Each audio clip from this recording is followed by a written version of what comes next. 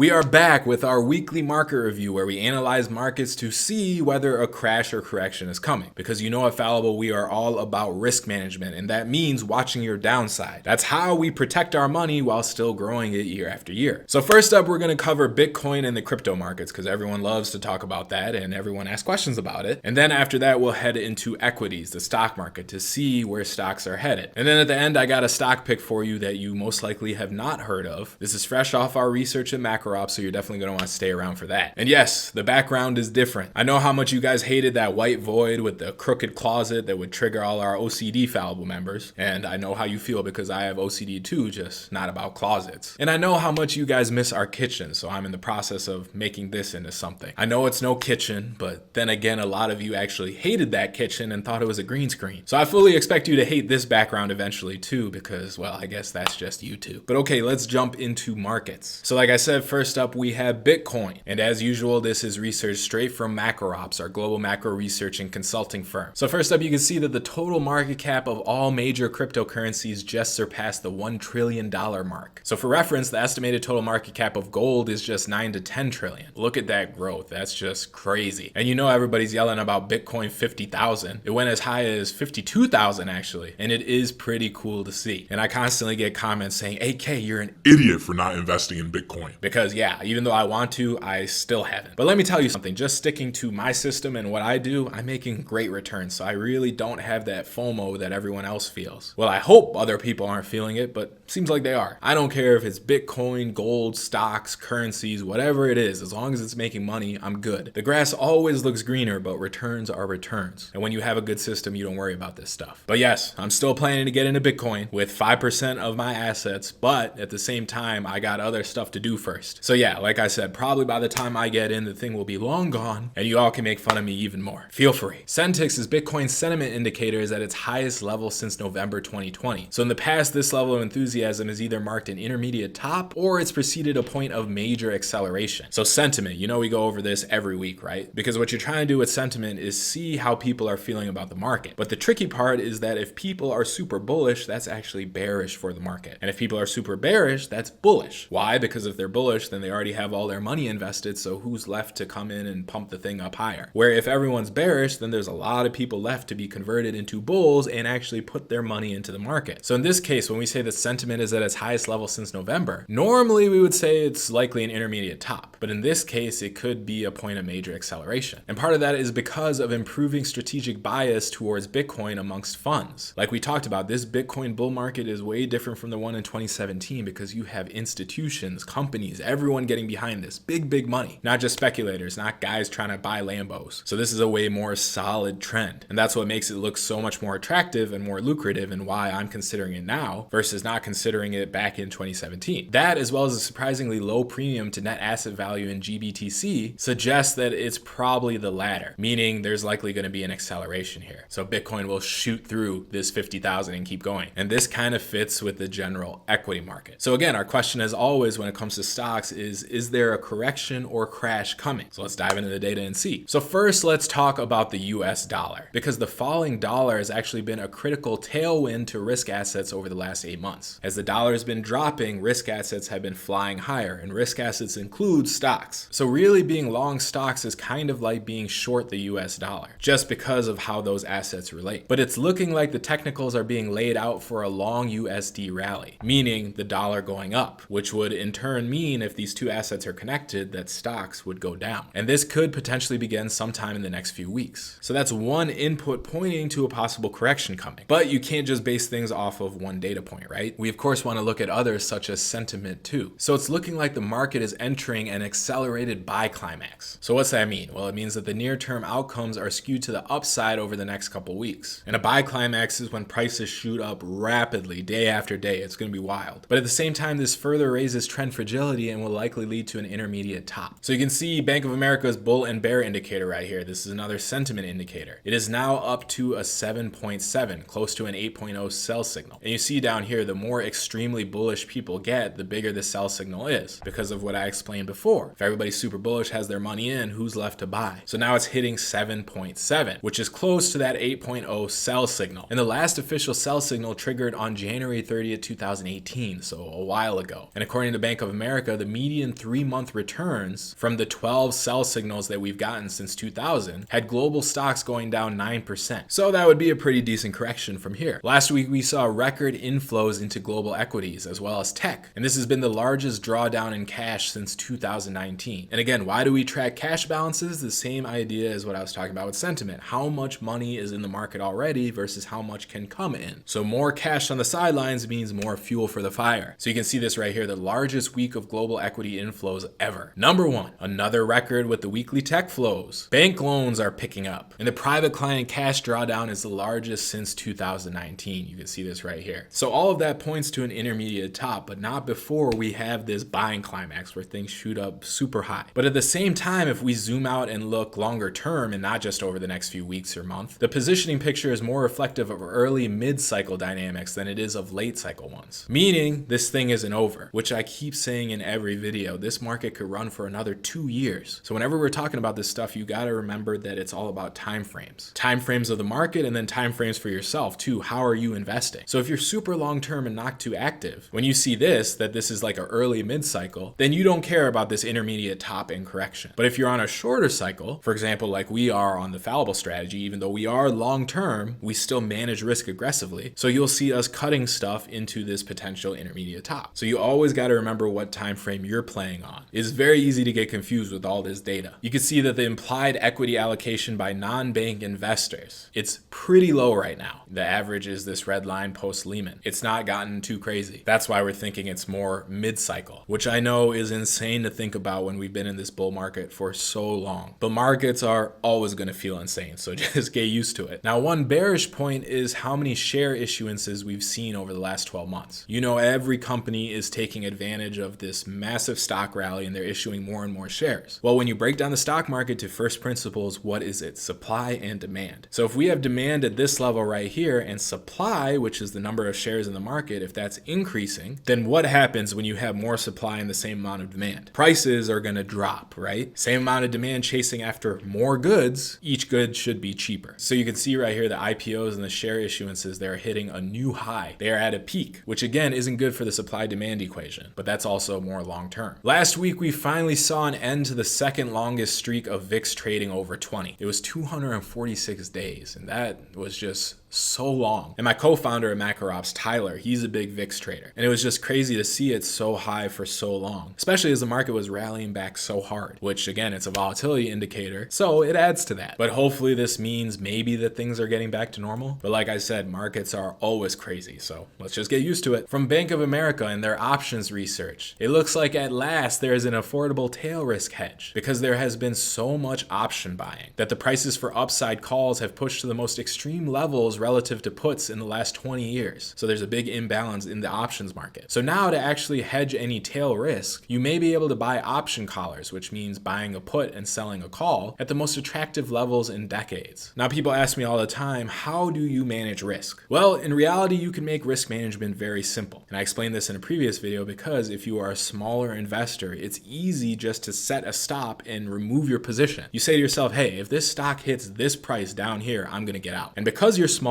it's easy to do. You have the liquidity. Once you're bigger though, hundreds of millions, billions, then you got to do more advanced stuff because you can't just pull in and out of stocks super easily. So at that point, that's when you can start looking for option strategies and ways to hedge tail risk, just like what we're talking about here with the option collars. But realistically, when you're an individual trader, unless you're an options expert or a derivatives expert, doing that fancy stuff doesn't actually help and you end up losing money. It's very difficult to make it profitable. This once again comes from Tyler, my co-founder, who is a derivatives expert, and I follow him and his buddies on Twitter, and it's very complicated, and what they've taught me is great, but we also all came to the conclusion, hey, keep it as simple as possible. So when we talk about risk management, like I said, very simple, but it doesn't mean that it's easy, and that's because at this level, the risk management comes down to your own psychology. But here's the thing, no one wants to talk about psychology. I actually used to make videos about it. I tried to make this whole channel about market psychology and investing psychology, but no one cares. But that's the secret to risk management at this level. Are you actually able to cut your losses? Can you wrap your head around it? I know it sounds really simple, but when you're in the heat of the moment, so many people will not cut their losses. They won't take their profits. Why? Because Mr. Market just injects you with fear and greed at all times. Your emotions get in the way and it makes everything so much more difficult, which is again, when you have a system, it makes it easier because you take your mind and taking your emotions out of it and you let the numbers do the talking. You get robotic with it, Terminator style. That's the best way to have successful risk management, so you don't get in your own way, trip over your own feet. But anyway, moving on. The incredible strength underlying this market rally means the downside is likely capped once we finally do enter that corrective phase. So this potential correction that we're talking about that's coming, it is going to be limited because this market is so strong. It has a strong backbone to it, not easy to bend. The advanced decline line, which is a breadth indicator to see how the total market is doing, it's broken out to its highest level since 2008, and it broke a record going back to 1979. So there's an incredible technical picture that we're dealing with. And the advanced decline line is how many stocks are advancing versus how many are declining. And like I said, that's a breadth indicator, right? Because you don't want the market being propped up by just a few big stocks because of how the indexes work, right? You want all the stocks going up together. When they do, that's a signal that it's a healthy market, and that is what we're seeing. And as I said, we're seeing it at record levels. So it's a very strong market technically. Now, as I said, I had that stock pick for you, right? Coming straight from our macro ops research. And the stock we're talking about is Trilogy Metals, TMQ. Now, we're living in a financial world nowadays that's increasingly dominated by fiscal stimulus and policymakers with a bent to directing that stimulus towards climate fighting efforts. So we want to be long the inputs that facilitate these ends. So TMQ is a mining company with large interest in copper, zinc, lead, and gold silver projects in Alaska. The stock is breaking out of a 7-year cup with handle pattern. So it's a very long-term pattern forming that it just broke out of. This is a monthly chart right here. And Seth Klarman is actually one of the largest investors in this stock, so you are with good company. And remember, it's always nice to zoom out like this, like I said, the monthly chart, right? Because the more you zoom out, the less noise there is. So TMQ is definitely one that you want to put on your watch list. Now, what was our conclusion about the stock market? We said that we were going into a buying climax, and that after that climax, we will get a correction, but it will be a mild correction, so it doesn't look like a crash is coming. Now, I know people get mad at me because they're like, AK, give us a straight answer. What is the market going to do? And I'm out here giving all these different data points and gauging probabilities. Well, here's the thing. If I had a straight answer, if I could predict the market, I would tell you. Actually, maybe I wouldn't because I'd be a trillionaire. Unfortunately, markets are extremely complex. They're one of the most complex systems in the world. So we're never going to have a straight answer. It's always going to be measuring probabilities and adjusting them as new information comes in. Why do you think it's 8K fallible? You always got to be open to changing. And that's why being a discretionary trader, like a macro trader, like we are at macro ops, it's probably the hardest thing to do. It sounds the coolest and it can be the most lucrative, but again, very difficult, which is why I personally just love systems, because we can go over all this data, right? But at the end of the day, I'm going to stick to my system because I have a specific method with specific inputs and it's all quant based, and whatever the system says, I'm going to follow because it is thoroughly tested. It has a robust edge that is not going away. It will work in any type of market environment. Not saying it's going to make money every single day, but it's going to manage that downside risk and make sure I participate heavily on the upside. And I just showed you with a chart earlier in this video that we had the heaviest flow into tech stocks, a record high, which is great because you know our fallible system is all about the NASDAQ and there's a lot of tech stocks there. You can see right here, this is our momentum ranking because it's a momentum system. Lots and lots of tech stocks. This is our TSI scanner, which ranks their momentum right here. Gives us a nice little list. And look at that. For once, Tesla is not number one. Baidu is taking the top spot. So we watch the downside, right? Because we got to manage this risk, but you never want to miss out on all the upside. You got to play it. And it becomes complicated if you don't have a system to do all of this. Because you know me, I like to simplify things, and that's how I get my best results. Right now in this system, we're up 16%. The rest of the market is up like 7%. So again, in my opinion, for 99% of people, including myself, systems are the way to go. And if you want to learn how our fallible system works, then definitely check out our free training. Again, this is the same system I myself use and all our fallible members do too. It'll teach you exactly how it works so you can use it too. I'm going to put a link to this training in this video and down below in the description and comments. And as always, as I always rant about, the best part about a system is that risk management. Play the upside, but then manage your downside. So you should definitely check out how we do that by clicking this link right here. That training will take you step by step through it and it'll make your life a lot easier. So click this link and I will see you there.